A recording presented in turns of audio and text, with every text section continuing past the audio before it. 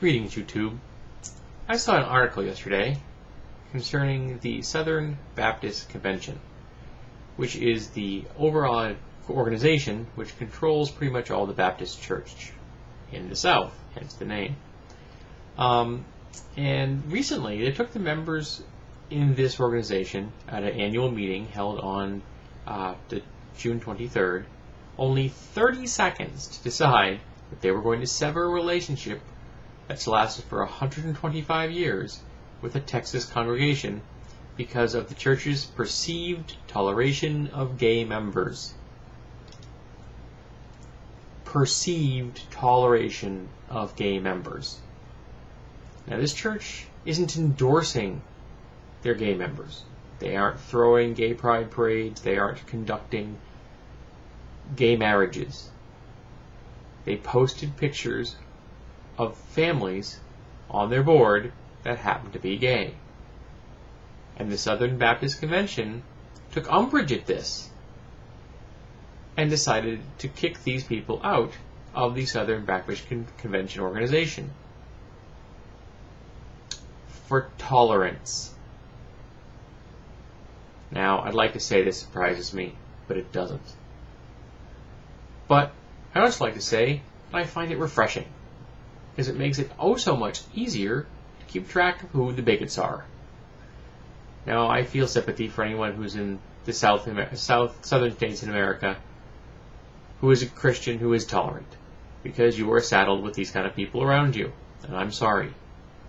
Eventually, same-sex marriage will become the law of the land everywhere in the U.S., but I'm sure that the South will be the last bastion of the bigots.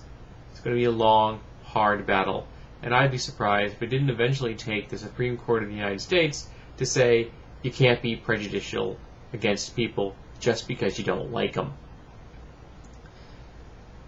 It will happen. It's not going to be easy. It's not going to happen anytime soon. But until then, it's really handy if we know who the bigots are. And the Southern Baptists seem to be more than willing to put big red signs over their heads that say, hey, look at us, we're the bigots. Because if you kick someone out of an organization because they're tolerant, maybe that's an indication that you're not. You know, just a shot in the dark on that one. Now, there are people in the world that I don't particularly like, but my goal is to have no enemies. Even the people who disagree with me, even the people who are rude and unpleasant, call me names, who send me nasty messages. I don't want any enemies, not even these people. And I try to be tolerant to just about everyone until they start stepping on the rights of others.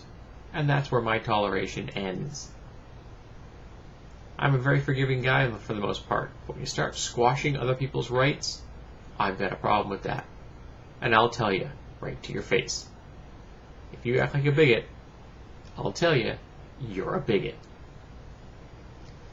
But I try to be tolerant of other groups that I don't agree with. For example, I really don't endorse the Republican way of life, but I accept that they have the right to exist, and I'm tolerant towards them.